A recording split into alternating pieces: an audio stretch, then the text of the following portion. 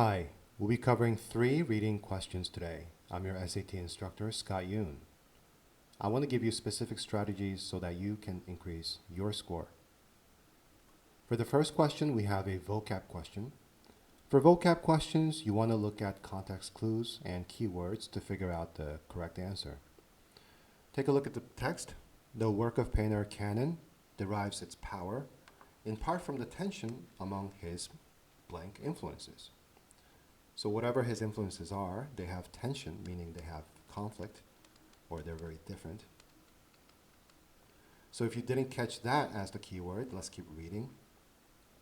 Classic European portraits with its realistic treatment of faces, the American pop art movement with its vivid colors, and flat style, the intertribal painting that rejects the effect of death, typically achieved through shading and perspective.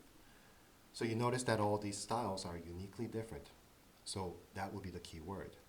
If you look at the answer choices, B rather than unknown, they're all listed and identified, so B is out. Interchangeable, meaning A can replace B and C can replace A, but all of these are uniquely different, so D is also out. Between A and C, if you plug in some Latin roots and try to think of the meaning, for this, maybe the word dissonance, meaning a lack of unity in sound, or for calm, maybe community, which symbolizes togetherness. So since this one is meaning togetherness and this means apart or lack of unity, we know that A is wrong and disparate is the right answer. Disparate meaning fundamentally different. Among social animals that care for their young, such as chickens, monkeys, and humans, newborns appear to show an innate attraction to faces and face-like stimuli. Researchers used an image of 3 black dots arranged in the shape of eyes and a nose or mouth to test whether this trait also occurs in tortoises, which live alone and do not engage in parental care. So we believed that social animals that offer parental care and being attracted to faces were somehow correlated in the first part of the passage. However, we also found that tortoises that don't offer social or parental were also attracted to faces. So the missing assumption here is that being social and being parental is somehow correlated with attraction to faces. However, we can no longer make that correlation because we have found an exception. So with that knowledge then, let's look at the answer choices. A, face-like stimuli are likely perceived as harmless by newborns of social species that practice parental care, but as threatening by newborns of solitary species without parental care.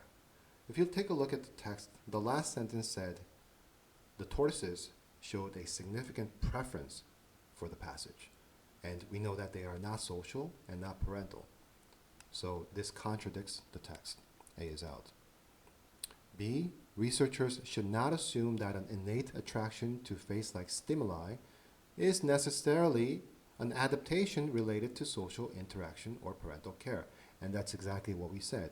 We said we can no longer make the correlation between being social and parental and being attracted to faces. So since this is just a restatement of our own conclusion, B is likely the answer. C, researchers can assume that the attraction to face-like stimuli that is seen in social species that practice parental care is learned rather than innate.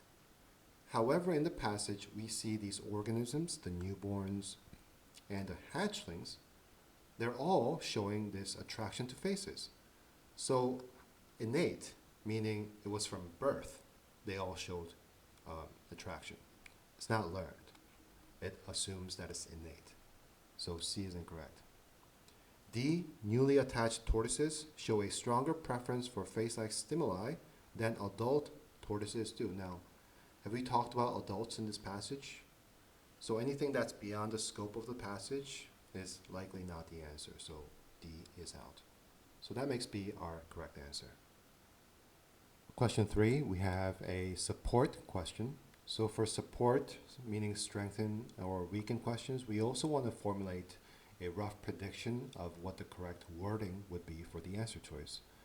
Taking a look, in 1534, King Henry of England split with the Catholic Church and declared himself head of Church of England, in part because Pope Clement refused to annul his marriage, meaning cancel his marriage, to Catherine.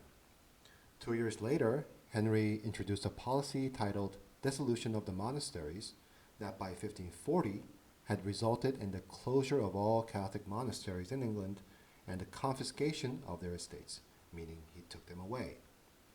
Some historians assert that the enactment of the policy was primarily motivated by perceived financial opportunities. So, which quotation best supports the assertion of the historians? So here we know that the enactment of the policy was motivated by financial opportunities. By who? By Henry. And his motivations were money. So the doer of the action has to be Henry, and the answer choice has to talk about him being motivated by financial opportunities. Any answer choice that doesn't have either Henry or being motivated by financial is likely wrong. So let's take a look. At the time of dissolution of the monasteries, about 2% of the adult male population of England were monks. By 1690, the proportion of the adult male population who were monks was less than 1%. So A is not talking about Henry, it's talking about the monks. So how can that support the assertion? A is incorrect. B, a contemporary description of the dissolution. This person's book recounts witness testimony that monks were allowed. So here we go again. We have talking about monks again to keep the contents of their cells and that the monastery timber was purchased. So similar to number 1, this is not talking about Henry's motivation, so B is incorrect. C, in 1535, the year before enacting the dissolution, Henry commissioned a survey of the value of church holdings in England. The work began that January and was swiftly completed by the summer. So why would Henry survey the value of church holdings? Because he wanted to estimate the prices of these lands, possibly wanting to make them his. So we do have the doer of the action, Henry, and we have the financial motivation here. So C is likely your answer. D, the October revolt, known as Pilgrimage of Grace, had several economic motives.